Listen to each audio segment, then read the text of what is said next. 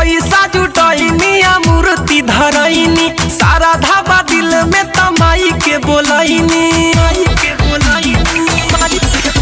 अरे पैसा जुटैनी मूर्ति धरैनी सारा धाबा दिल में तमाई के बोलैनी। फूल चरनिए में डाली के अछत चरण में डाली के हाँ संगहि दुर्गा काली के पूजनी माई बीड़ा वाली के हो संगहि दुर्गा काली के पूजनी माई बीड़ा वाली के।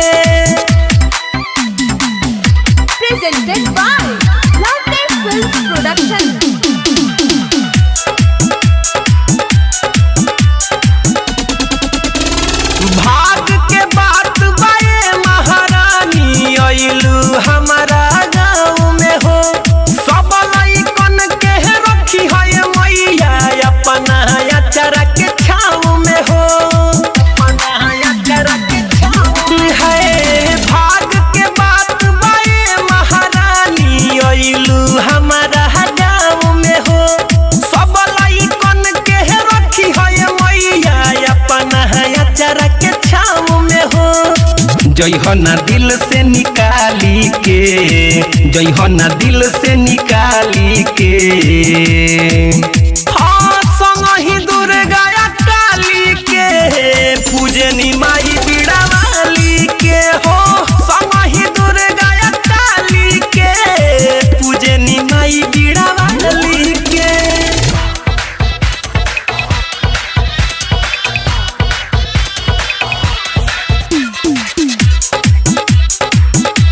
आप सुन रहे हैं अमित पटेल की आवाज में। तोहरे बाकिर आज दीवा कर रोज भजनिया लिखता अब ही गावे के ये मैया गीत अमितावा सीखता माई तोहरे बाकिर मुकेश दीवा कर आज भजनिया लिखता अब ही गावे के ये मैया गीत अमितावा सीखता। तीनों के रखी ह संभाली के तीनों के रखी ह संभाली के हाँ संगहि दुर्गा काली के पूजनी माई बीड़ा वाली के हो संगहि दुर्गा काली के पूजनी माई बीड़ा वाली के। और पैसा जुटैनी मूर्ति धरैनी सारा धाबा दिल में तमाई के बोलैनी।